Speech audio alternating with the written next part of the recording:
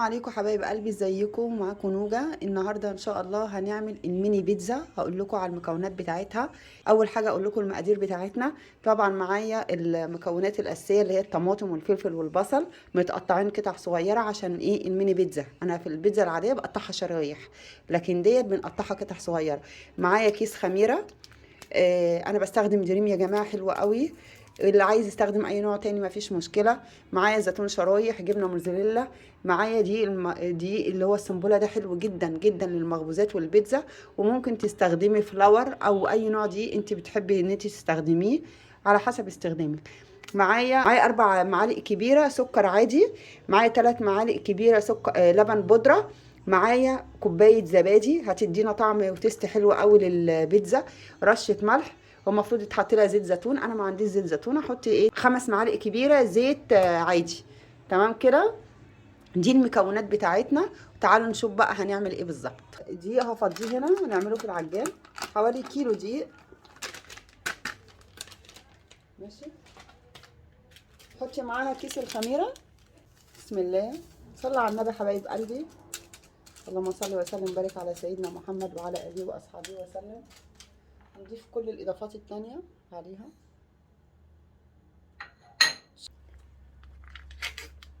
اللي ما عندوش زبادي يا جماعه مش مهم ما يحط الزبادي يعني، بس هي بتدي طعم حلو قوي وبتخلي العجينه معاكي طريه جميله جدا. تبقى مطاطه كده عامله زي الهشه يعني. حطي طبعا رشه ملح، مش رشه يعني، ربع معلقه ملح صغيره. ماشي. هنحط طبعا قيمه 3 معالق زيت 5 معالق زيت. ماشي. عايزه اجرب كده اضيف لها بيكنج باودر، مش عارفه هتطلع حلوه ولا لا، بس على اساس ترفع العجينه.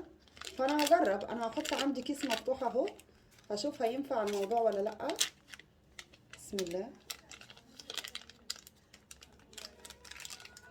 يا لهوي، كله مع بعض كده في الخليطه. يا رب بس العجينه ما تهبطش. حطها في العجان. هحط لها اضيف لها كوبايتين ميه دافيه، بس ايه، جزء جزء، مش هحطه كله مره واحده عشان اشوف العجينه معايا تبقى عامله ازاي.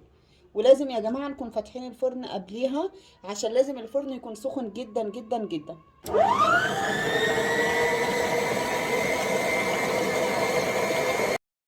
هنضيف الميه الدافيه. انا هحط كوبايه دلوقتي، واشوف المره التانية هضيف لها بالتدريج. بس اهو هي خدت كوبايه وربع ميه بالظبط. انا هسيبها تخمر حوالي نص ساعه. هخليها في الحله بتاعتها كده، احط عليها نقطه زيت واخليها تخمر شويه، وبعد كده ابقى اطلعها. بصوا حبايب قلبي، انا حطيت لها نقطه زيت اهي، واسيبها تخمر شويه اهي. عجينه ملبن معايا. هخليها بقى كده اهو، احطها في الحله بتاعتها واغطيها بحاجه، بكيس او بستريتش، واخليها تخمر نص ساعه وبعد كده ارجع لكم. ها يا حبايبتي، يا حبايبي رجعت لكم. بص هنفرش البتاع دوت السطح كده بشويه دقيق صغيرين. ماشي. وهنجيب العجينه نفردها عليه. هحاول اشيل باقي الدقيق ده على جنب لان هستخدمه تاني بعد شويه. بصوا يا جماعه شكلها. خرج منها الهواء كده بالراحه. سمي الله.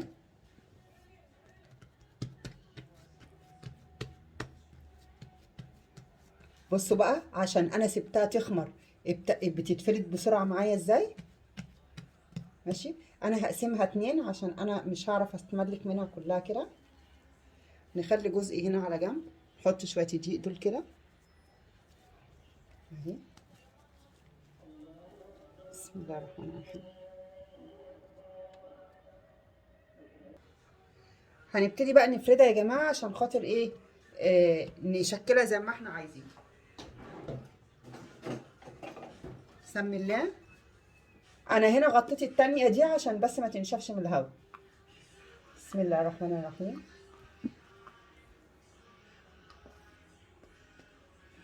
انا هحضر الصاج معايا عشان خاطر اقطع واحط على طول. بصوا يا حبايبي، انا دهنت الصاج زيت اهو، ودهنت صينيتين بردك زيت. عشان بس اقطع على طول. خليكم معايا بقى. معايا كوبايه يكون السن بتاعها حاد كده، انا ما عنديش غيرها هقطع بيها.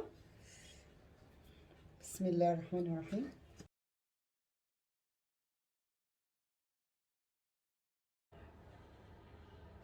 اهي حطها بقى في الصاج زي ما هي كده، عشان هي هسيبها بردك 10 دقايق كده تستريح. طبعا لو معانا قطاعه احلى من دي هتبقى احسن بكتير. طبعا يا جماعه هنلم الباقي ده كده عشان ايه، نعجنه تاني يعني. بس يا حبايبي اهي انا عملت اول صاج. طبعا هخرمه كده بالشوكه عشان هو لما يخمر مش هينفع اخرمه تاني.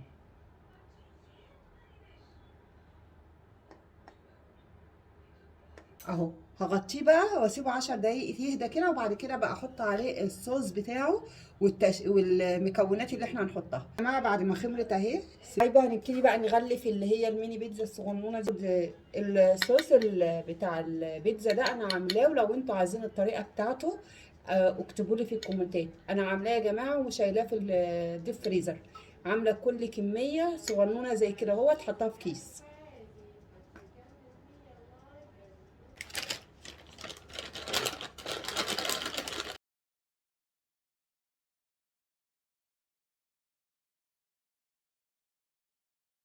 حبايبي بصوا هي كده انا خلاص زينتها كده اهوت. هتدخل بقى ان شاء الله الفرن.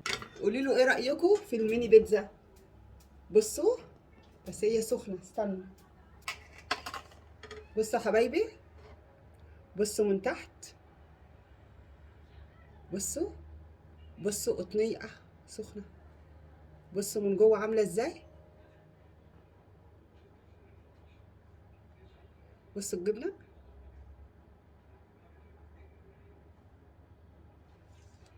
اعملوها بالطريقه بتاعتي دي وهتعجبكم جدا. ممكن تعملوها زي ما هي كده تبرد وتحطوها في اكياس في الديب فريزر او في الفريزر وتفطروا بيها وولادكم يفطروا بيها. وجميله جدا واحسن من اللي احنا بنشتريها من الشارع، بتبقى غاليه جدا. وبصراحه ما نضمنش العمايل اللي كان بيعمل الوضع ماشي ازاي معاه. يا دوب بس تطلع تهدى من الديب فريزر وتاكلوها بدون تسخين. واللي عنده مايكرويف ممكن يسخنها في الميكرويف بس ايه ثواني كده ويطلعها تاني عشان ما تنشفش. حبايبي دي كمية البيتزا اللي طلعت معانا، ولسه في كمان صينية في الفرن. حبيت اوريكم الشكل النهائي عامل ازاي. انا يا رب تكون وصفتي عجبتكم، ولو عجبتكم الوصفة ما تنسوش تدعموني بلايك وتدوسوا اشتراك وتدعوا لي دعوة حلوة. حبايب قلبي سلام عليكم.